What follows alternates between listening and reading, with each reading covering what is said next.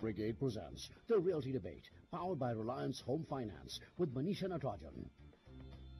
After a wait of 13 years, the Goods and Services Tax Bill or GST bill has been finally passed by a unanimous vote in the Rajya Sabha. This is undoubtedly the biggest reform in India's indirect tax structure since the economy began to be opened up 25 years ago. Simply put, what will this do? It will turn India into a common market, leading to greater ease of doing business and big savings in logistics cost or cost of moving goods and services from one state to another. And this will happen for companies across all sectors. How will it specifically impact real estate and your cost of homes in India? Well, that's what we'll thrash out on the Realty Debate today. Welcome everyone and meet my panel. Rohit Poddar, Managing Director, Poddar Housing and Development Limited. Also with us here in the Delhi studio, Prashant Solomon, MD Chintels India and Treasurer of Credai NCR. We have with us Mahesh Jaisingh, Partner BMR and Associates, Abhinav Joshi, Head of Research, India CBRE South Asia, and Nihal Kothari, Executive Director, Khetan & Co. and Chairman, National Council on Indirect Taxes. So, a veteran. So, Mr. Kothari, I think I'm going to come to you, sir, because nobody has seen the evolution, the pains behind the passage of this bill closer than you, sir. Truly a landmark move, isn't it, to make India a single economic entity? Yeah, it's a very long journey of 9 years since that whole debate started on GST. And a lot of work has gone behind, but now finally we seeing the efforts which have been made now giving a fruit. So it will really make India a true one common market, which is now fragmented in a 29 state market because of the tax barrier created in the form of entry tax, in the form of the CST, and also credit restriction when the goods move from one state to another. So now all these barriers when go, then you have a free movement of goods, which itself will bring a efficiency in the supply chain. It will bring a efficiency in the production cost because you can consolidate and have an economy of scale. And therefore, it is going to increase not only GDP but also expansion of the trade and industry. And moreover, the manufacturing in India, which was facing this cascading effect of tax, means tax on the tax, and that was built into the cost.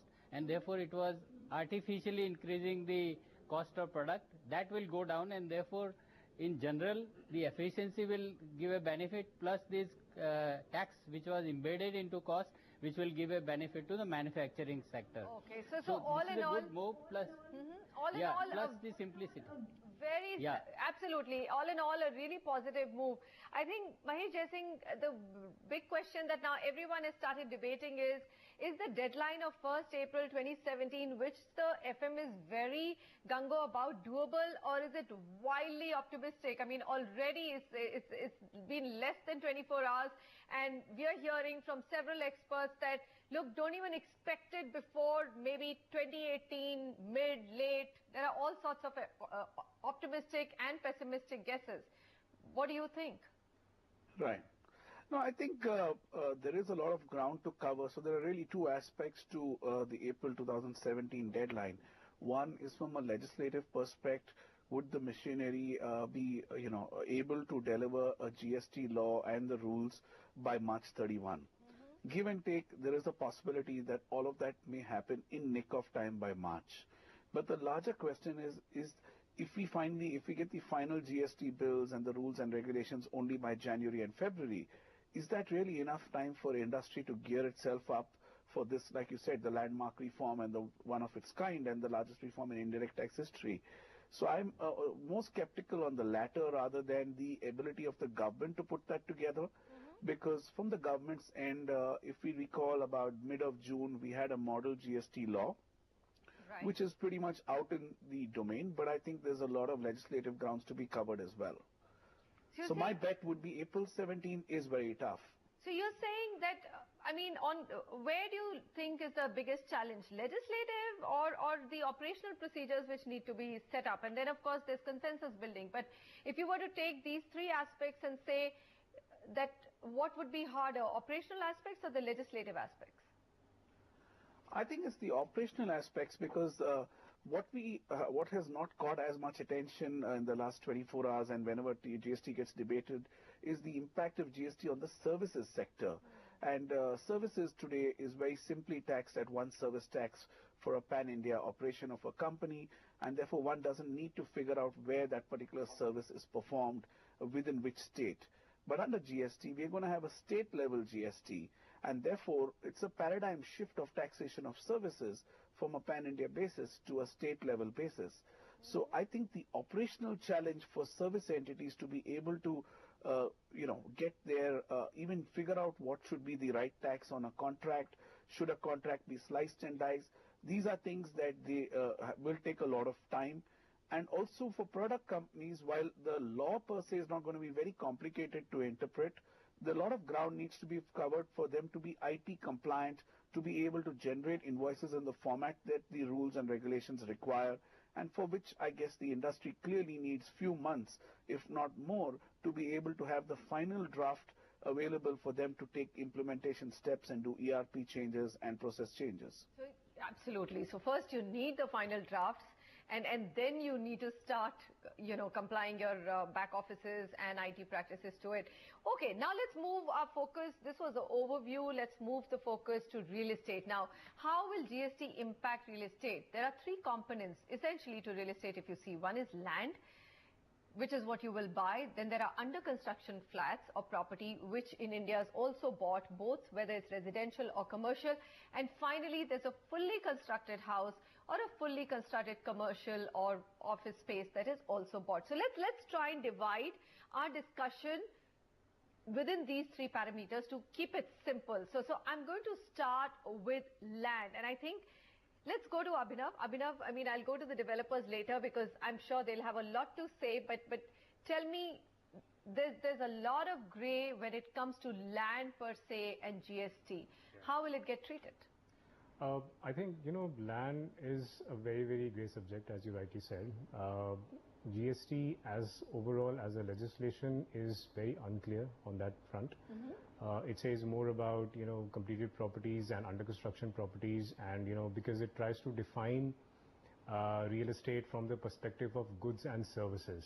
And goods it defines as, anything that's movable. So from that perspective, yes, there is lack of clarity. I think what the real estate sector is really expecting is government to move ahead and make some reforms and implement the land acquisition bill. I doubt that GST overall will have any big impact as far as land acquisition is concerned, which is a main concern of the real estate sector as of now. Okay. So land is a big question mark. We'll go step by step. Let's just stick to land. Rohit Poddar, right now when you acquire land for any project, you essentially just pay a stamp duty, isn't it? What are the kind of taxes that you pay on it, and what do you think is likely to happen? Well, we primarily buy agricultural land, against an agreement for sale and power of attorney sort of agreement. I don't actually foresee any change in that going forward. This FM has been very clear yesterday that stamp and registration will be over and above the GST amounts. So I don't think there'll be any significant change in how land is actually treated in the way we actually buy land. Okay. From a construction perspective, I think input costs will actually go down. But there are a lot of other issues that are there that, in a matter of this nature, that, the devil's always in the detail. Okay. So we have to basically wait and see what the clarifications happen over the next few days, and then be aggressive as an industry to basically address those issues so that we actually, it doesn't affect us or the home buyer in any way, shape or form adversely. They should actually save money. All right.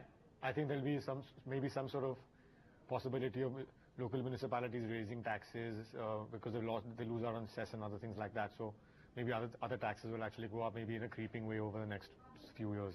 So still not very clear, but Prashant Solomon, what do you think? I mean, there are these many arguments that I've read that by keeping land out of GST, and now that Rohit has said that, FM's clearly said that, nothing will happen to land, it continues to be a state subject and you will continue to pay the same stamp duty that you were earlier on it. So one of the main ideas behind GST was to actually clean up the economy also of black money, and that's a big problem at the land level, isn't it? Yeah, I think that by introducing GST, it's a very positive step that our Parliament has taken in the right direction of making doing business in India very easy. And definitely by eliminating the multiple taxes that we have to pay as developers and in different industries as well, It is going to add a lot to transparency, which is a very good thing, and it will make compliance with taxes a lot easier. Okay. So definitely, I think, and another aspect is that people will be more open to paying taxes, and I think you're going to see a reduction in tax evasion as well, which also addresses what you just asked about the black money part. So I think, yes, overall it's a very positive step in the right direction. Particularly for land, do you think that it's okay for it to be outside of GST? Really, there was nothing that the government could have done? Well, I don't know if there's anything that the government could have done or not, but definitely from the way I see it, GST is not going to have any impact whatsoever in terms of land. As we heard earlier, that the stamp duty part, which is one of the main taxes that is paid on land transactions, is also out of the ambit of GST, and stamp duty has not been subsumed along with the other taxes. So I don't think there's really, as of right now, any change in terms of acquisition of land or taxation for land. On that. Yeah. Okay. Mr. Nihal Kothari, now states obviously have wanted and want to keep land excluded from GST. But if I look at examples like Australia, Canada, Singapore, New Zealand, GST is applied on land and they're also subject to other land transaction charges. My question to you is, will exclusion of land lead to cascading of taxes and increase in the cost? Is that a possibility? Yeah, initially when the discussion taken place in 13th Finance Commission, it was agreed that all taxes, including stamp duty and a land transaction, should be part of the GST. But later on, government thought that it is not a right time, we should go in its phases, and therefore land and immovable property has been kept out of the GST. Now, if you look at the Constitution Amendment Bill, there the entry relating to the stamp duty has been kept out. It means that it is going to continue. As far as the land valuation is concerned, see, while the Constitution is silent, what it says is that anything which is not goods is considered as a service. So whether the transaction in the land, whether it is a service, the draft GST bill which has been put for public discussion, where it says that the definition of service, which says that anything which is not goods other than the money transaction and employee transaction, but includes the works contract, it is silent on the land. So unless the clarification comes that the land will be excluded either in the value of even the development contract, like the development contract, it says the transaction value. Right. Now it doesn't say earlier the abatement was given. There is no abatement as far as now is concerned. They have not defined. It may come later on. So as of now, there is a gray area as to whether land is included in the value of transaction or not. And that is very important to bring it, because if the stamp duty is kept out, the land also should be kept out of the valuation of any development of the property. Yeah, absolutely. Otherwise, it will lead to an increase in cost. Mahesh Jaisingh, don't you agree with that? You need a lot of clarity. Yes, I do. I do, but I think, I'm not too worried about the clarity emerging, because land is meant to be outside the GST. I think there are a couple of aspects that we need to be mindful of. Today, real estate projects are typically done with a joint development agreement format, so that because when you identify a landowner and a developer, they want to do a project together, one does not go through the buy-sell at some occasions where the developer does not buy the land and thereafter sell the apartments to individuals like you and me with the undivided share. It's done under a joint development agreement. While there are business reasons for them to do so, taxes has also been one of the reasons in the past. And under GST as well, we will have the stamp duty going in parallel with the GST. So I would say that that's point one. Point two is that the sheer fact that there are two elements of tax would mean that if, to make it simple, that if we're looking at an apartment that is rupees 5,000 a square feet, even now when you get into the paperwork and others, there's this one portion that's attributed to the land and another portion that's attributed to the construction. By the sheer design of land being outside the net of GST, you will continue to have a split in value issues that will come up, and also you will have joint development agreements again sort of being par on the course under GST as well.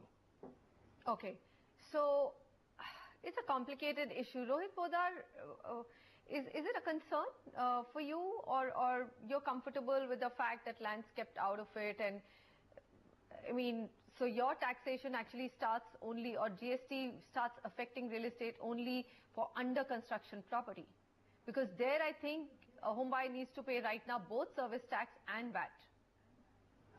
That's right. I mean, I think we're quite clear also on the subject that land should be kept out because of the fact also that you have an additional charge for stamp and registration of the flats as well, which, as Mr. Kothari said earlier, was actually originally a part of the GST conceptually, which now it's been kept out of. So I think that going forward, we're quite confident that land will be kept out of the purview, and that construction basically will be kept in, obviously. Jai Singh's already saying it's not such a big deal.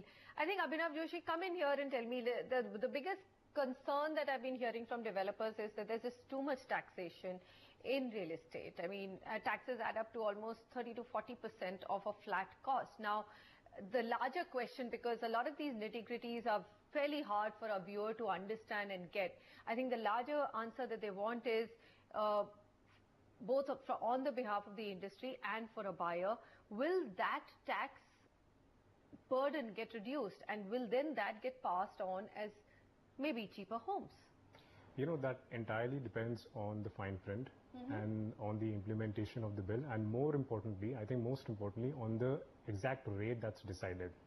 So as of now, all the indirect taxes put together, they come somewhere around 22 to 25%. So obviously the final GST rate has to be lower than that. Okay. In case that happens, then I think yes, in the longer term, we can see developers transferring some of their some of that advantage onto end users. But again, you know, entirely depends on what the final rate is, and that's, I think, across industries, which also includes real estate. So, you know, what we have been propagating and what, you know, we are in line with what the industry has been saying otherwise, and what's coming from the government is also that somewhere around 17 to 18% is something which is going to be within an acceptable range. Wow, 18% would be great.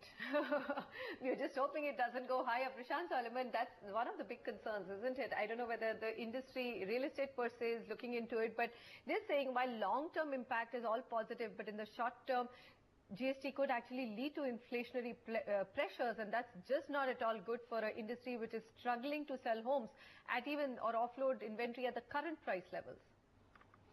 Yeah, I agree with you, Manisha. You know, there's another aspect that I would like to highlight here. See, in a real estate project, unlike other businesses, it's not only tax that a consumer or developer is paying extra. We, take for example in Haryana, we have, it's not only the tax aspect, we have things like EDC, IDC, external development charge, and, you know, infrastructure development charges, which also play a very, which, you know, form a very large, significant percentage of the project cost. So just by having GST, it will not, I don't think it's going to significantly impact the cost of housing, because there are a lot of other type of expenditures that developers have to make in order to get a land, to get the government to provide proper infrastructure. And those other charges like EDC, IDC, as I mentioned, are not really part of the tax ambit. Those are outside of that. Absolutely. But if you calculate the percentage, they form a pretty significantly large cost in the project. Okay. And one more thing I'd just like to add is that it's not uniform across India. Like, for example, in Haryana, you have EDC, you have IDC. In Noida, you have a totally different system. So, you know, it's not only GST, but they have to have some sort of a, if you want real estate in particular to be a sort of a regulated industry, you know, with proper pricing and proper price benchmarks all over the country, you have to introduce a system for these other things. You've raised a very important point. So here you're talking about a unified market, but for real estate, it's not going to be applicable in the current status. I mean, GST is not going to make that happen. There's just too many different rules and regulations for real estate in every state. Mahesh Jai Singh, just this, if you could quickly sum up, what is it that the industry should be careful about as legislators are going to get together and really come out with a fine print? What should the industry lobby for? I mean, to protect their interests within this whole change towards GST? Yeah, I think what industry on the real estate sector should lobby for is there's a particular provision that says that the credit of construction-related services will not be available against output leasing activity. So I'm moving away from residential to, but looking at real estate as a whole, that today if you construct a mall and thereafter you're going to be leasing out the mall to occupants, the lease rentals will clearly attract a GST, but the current rules is taking sort of the old wine and the new bottle and not permitting a credit of construction-related taxes against output lease rental taxes. Wow. So while GST is meant to be not a tax on tax, it's supposed to address a cascading effect. I would say from the real estate sector, our number one ask as an industry should be to allow a complete, pass-through of taxes, even if it is for construction of an immovable property that's subsequently leased out. I think that's the biggest issue for the sector. Abhinav, you agree? That's the big highlight? Yeah, I kind of agree with that. But for me, a bigger concern is the overall rate again. Again, what overall they decide, rate. yes. Where? You think 18% is comfortable? I mean, obviously it's then bringing it down from its current 22%, but do you think 18 would be possible? Because one is hearing more in terms of keeping it to 20%. I mean, let's ask Mr. Kothari. Mr. Kothari, where do you think it will settle, the fine print on rate? I think it is between 18 and 20. I don't think it will be more than 20. It could be more, probably the standard rate could be 18%. But there are certain products on which they have to have a lower rate, which is like food product and all essential item. So therefore, rate below 18% is not feasible. But there is a lot of pressure on the government to keep the rate low so that there is no inflationary impact. But for real estate, if we look at, if it is a priority in the sector and the government says that they have to provide a housing to all by a certain year, in that case they have to look at in a totality, as what has been mentioned, not only just GST but other taxes and levies which has to be considered, and then they have to be treated on that basis and have a tax total tax implication on that and decide the policy direction. Fair enough. Rohit Poddar, final word to you, because yes, as Mr. Kothari says, if the government is serious about meeting its objective of affordable housing for everyone in India, it goes way beyond GST, doesn't it?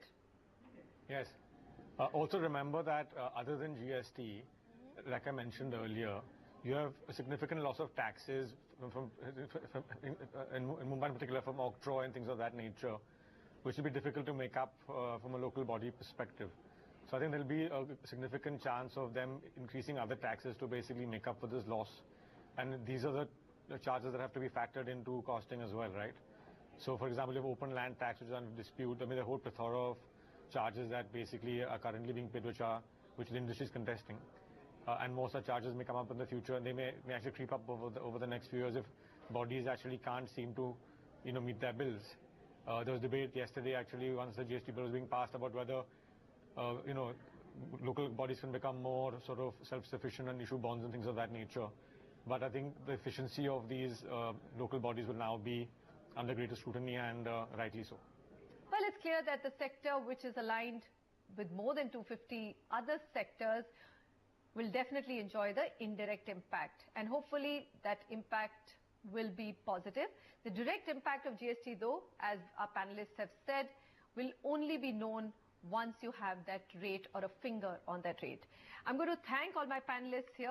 Rohit Poddar, thank you very much. Prashant Solomon, pleasure to have you with me. Mahesh Jaising, Abhinav Joshi and Nihal Kothari. Thank you so much, gentlemen, for being here. I'm going to wrap out here. GST, interesting times ahead. Well, excitement, really. The world is right now looking at India, bringing in money to India. This is one of the growing economies, and this was a big hurdle to be crossed. And hopefully the legislators will get it right, states will come on board, and the operational issues will get sorted out. Thank you so much for joining me. Goodbye.